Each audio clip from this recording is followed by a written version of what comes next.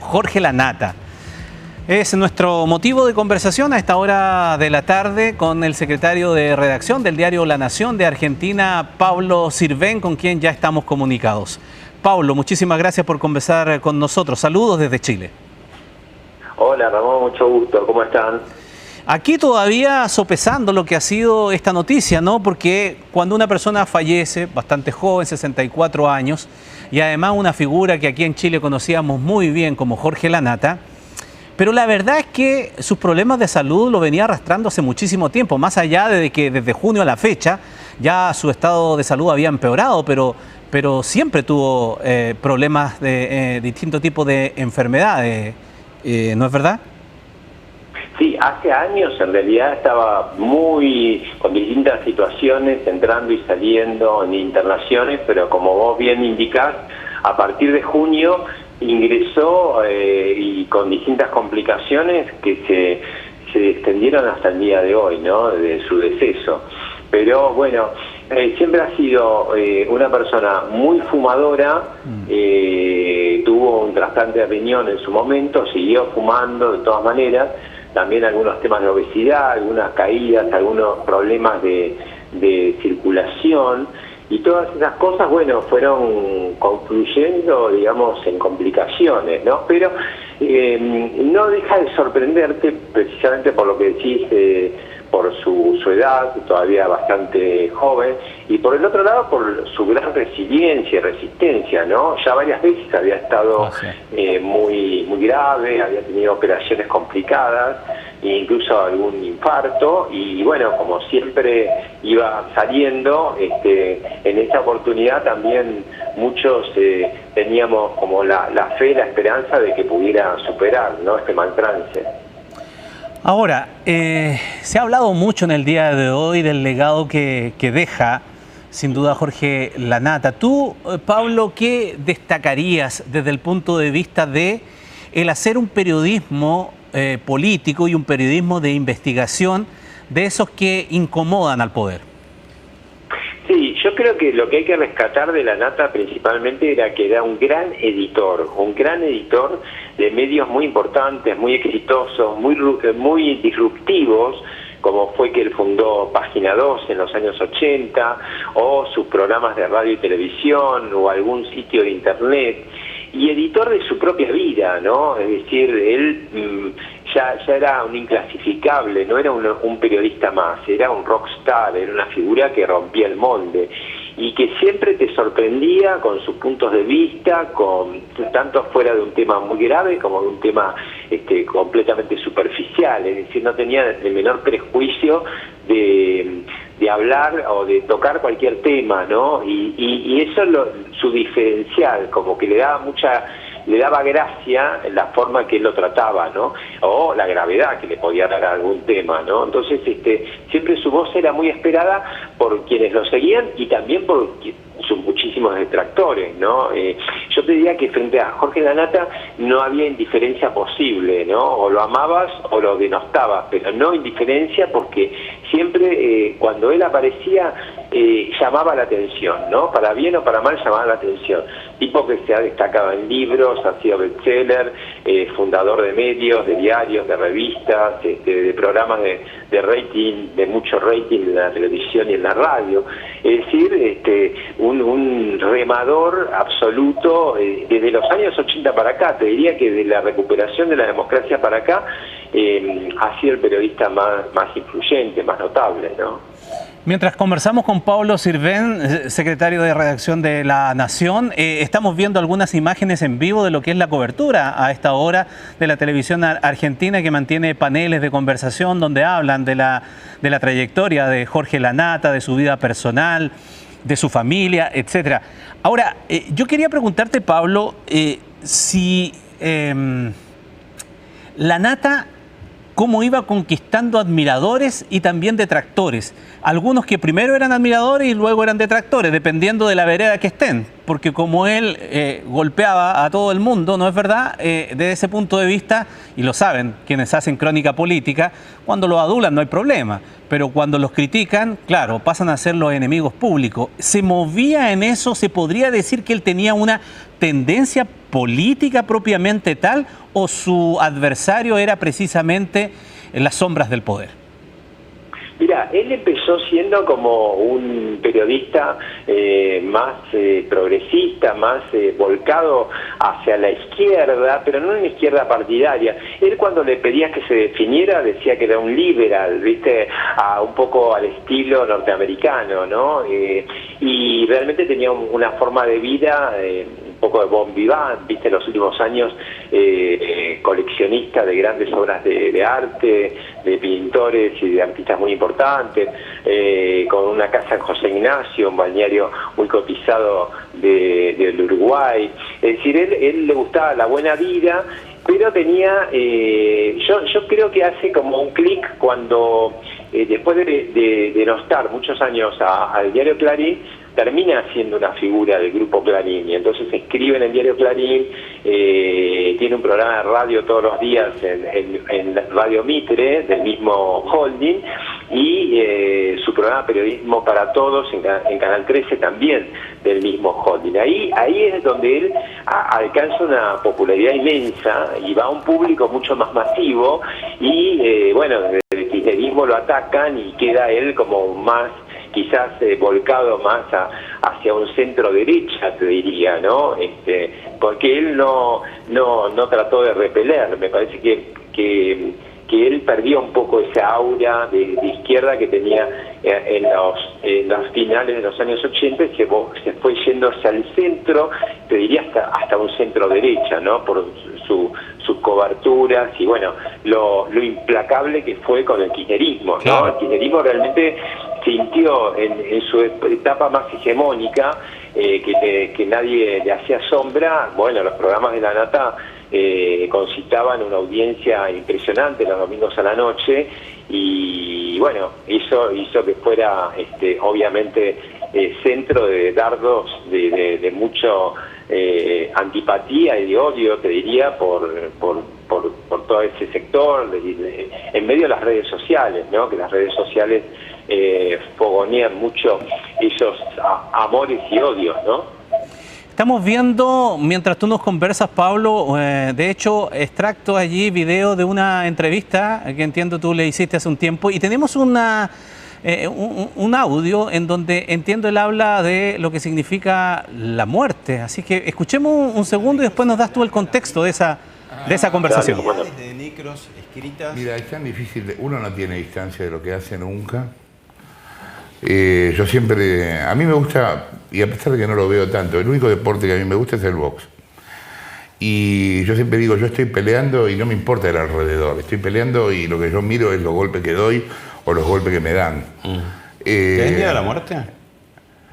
Le tuve miedo en su momento del trasplante, no a la muerte, a que me cortaran una gamba, cosa que hubiera sido posible. Y si te toca ese hospital, que de pronto... No, bueno, imagínate, ¿no? Pero no, pero que me la cortaran realmente, porque había tenido una reunión con los médicos y me habían dicho que esa era una posibilidad bastante porcentualmente importante, y bueno, afortunadamente no pasó. Tenía miedo a eso, si le tengo miedo a la muerte. Y sí, me imagino que sí. Le tengo miedo y le tengo curiosidad, ¿no? Le tengo miedo y le tengo curiosidad, te decía. ¿En qué contexto fue esa entrevista y cuándo? Mira, es muy interesante, Ramón, porque yo le hice muchas entrevistas a Jorge en los últimos años. Esta es del año 2019, y este tramo que vos estás sacando es a continuación de que yo le digo, te voy a hacer una travesura macabra, y entonces saco de mi bolsillo un escrito que, bueno, como los grandes diarios, La Nación a veces prepara con anticipación, ¿sabes?, necrológicas de personajes célebres, y las tiene y las va actualizando. Sí, cuando sucede, bueno, se publica. Y entonces yo le leo a él lo que es su propia necro. Estoy hablando de hace 5 años. Él ya tenía problemas, viste, de salud, que entraba y salía, pero siempre tenía como una nueva chance de vida, ¿no? Y entonces le digo, adiviná a ver de quién es, porque no dice, ¿no? Describe la nota que es las características que él tiene, y él incluso apuesta por otro editor, porque yo digo, cae el telón sobre la vida de uno de los grandes editores periodísticos de la Argentina. Y él entonces arriesga otro nombre y finalmente se da cuenta que es él. Y lo que tengo para decirte, Ramón, que cualquier televidente que te está viendo ahora, si entra en el sitio de la Nación de Buenos Aires, que está colgada mi necro, va a encontrar dos grandes parrafones, que son los que yo le leí a la Nata hace 5 años. O sea, eso no se modificó. Tuvo esa necro, imagínate, en 5 años, varias actualizaciones, ¿no? Pero eso que lo definía él como era, ese personaje tan inabarcable de los primeros párrafos, se mantiene tal como se lo leía hace 5 años. O sea que él pudo atisbar, pudo asomarse a lo que hoy es una realidad, su propia necrológica, ¿no? Mira qué curioso, ¿eh? ¿Sabes qué? A propósito de esos párrafos marcados, para mí Jorge Lanata siempre ha sido como el sinónimo inmediato de lo que es la denuncia sobre la corrupción. Y encontré una frase de las tantas célebres que se le recuerdan en el día de hoy que me pareció muy oportuna a esa idea. La leo y la comparto contigo. Dice, Sí. La corrupción es como el aire acondicionado. Cuando lo prendes, escuchas el ruido, pero al tiempo dejas de escucharlo y convives con él como si hubiera silencio. La corrupción, después de percibirla, pasa a ser parte de la lógica de la vida. Era precisamente denunciar la corrupción y que no pase a ser una cuestión cotidiana y normalizada, una obsesión para Jorge Lanata. Yo creo que era una de sus tantas obsesiones y es muy interesante como lo dice. ¿Ves? Esto es una de las características de él, muy metafórico, muy accesible, siendo un tipo tan culto, tan leído, tan de escribir bien, porque ha tenido muchos libros escritos y bestsellers, cómo podía rápidamente buscar una imagen que la gente entienda. Yo diría que en la Argentina la corrupción molesta, que es un mal endémico, no solamente de Argentina, sino del mundo, de la política, pero en algunos momentos mucho más marcada, por lo menos en nuestro país, molesta cuando las cosas van mal. Es como que cuando las cosas van bien es como ese aire acondicionado que te olvidas ya de que está sonando, ¿no? Cuando en realidad tenés que tener como un seguimiento implacable, porque la corrupción hace dos cosas. Primero, empobrece a la gente, porque es plata que se le está sacando a los bolsillos a los contribuyentes. Y segundo, mata, y en Argentina tenemos la prueba porque, bueno, no sé, ferrocarriles que habían sido dados en concesión, en mala concesión, sin ningún tipo de supervisión, han tenido accidentes gravísimos, con víctimas fatales o heridos graves. Entonces digo, la corrupción no es gratuita, no es solamente que te roban, te meten la mano en el bolsillo, sino que finalmente termina produciendo muerte, ¿no? Y me parece que en ese sentido, Jorge, con esta claridad con que hace esta metáfora, al llevarlo a un programa de muchísima audiencia, era un enemigo impresionante y muy peligroso para los gobiernos más corruptos, ¿no? Dime una cosa, en el último tiempo, pese a que estaba muy enfermo ya, ¿no? Pero alcanzó en su etapa todavía de estar frente a la pantalla o frente a los medios a tener alguna relación con el presidente en ejercicio de Argentina hoy, con Javier Milei. ¿Qué relación tenían? Porque por allí me alcancé a leer de que incluso se entreveró en alguna disputa, incluso hasta de una... No sé si la llegó a concretar, pero de un anuncio incluso de querella contra el presidente argentino por alguna respuesta que le había hecho Milei a algún comentario de él. Así es, Ramón. Un poco antes de su última internación, él presentó una denuncia penal, una querella contra el presidente argentino Javier Milei, porque Jorge Lanata contó que había estado en una reunión de gabinete, en una de las primeras reuniones de gabinete del mandatario argentino, el embajador israelí, cuando había algunos de estos problemas, no me acuerdo cuál, en Medio Oriente y había violencia y qué sé yo. Y entonces Lanata como que lo cuestionó en el sentido de decir, bueno, había un representante de un país extranjero metido en la reunión de gabinete de argentino, que hizo, bueno, lo criticó, tenía todo el derecho, podés estar de acuerdo o no. Y el presidente nuestro salió con muy mal talante e insultante, como es su forma de ser, muy áspera, y no sé si dijo ensobrado o lo difamó de alguna manera. Entonces él dijo que iba a iniciar una querella, y también el otro periodista importante que como La Nata presentó una querella de este estilo es Jorge Fontevecchia, dueño de la editorial Perfil, ¿no? Así que te diría que casi de los últimos actos públicos de Jorge, La Nata fue justamente ese, iniciar una querella contra el presidente Milei. Y lo último, Pablo, siempre se dice con este tipo de personajes que van creando escuela, que su figura trasciende, que en el caso de Jorge La Nata, formador también de equipo, de distintos medios, por lo tanto, sin duda admirado por quienes formaron parte de sus equipos, se dice imitado jamás igualado. La pregunta es si hoy día en Argentina hay una figura que llegue a llenar el vacío que va dejando Jorge La Nata. Mira, no, así a simple vista no. Hay muy buenos periodistas de fuste en la Argentina, pero una figura así tan abarcativa, tan todoterreno, tan rockstar, o sea que una figura que trasciende la profesión, o sea que ya eso como una personalidad en sí misma, que entraba en un ambiente y llamaba la atención y nadie quedaba indiferente frente a él.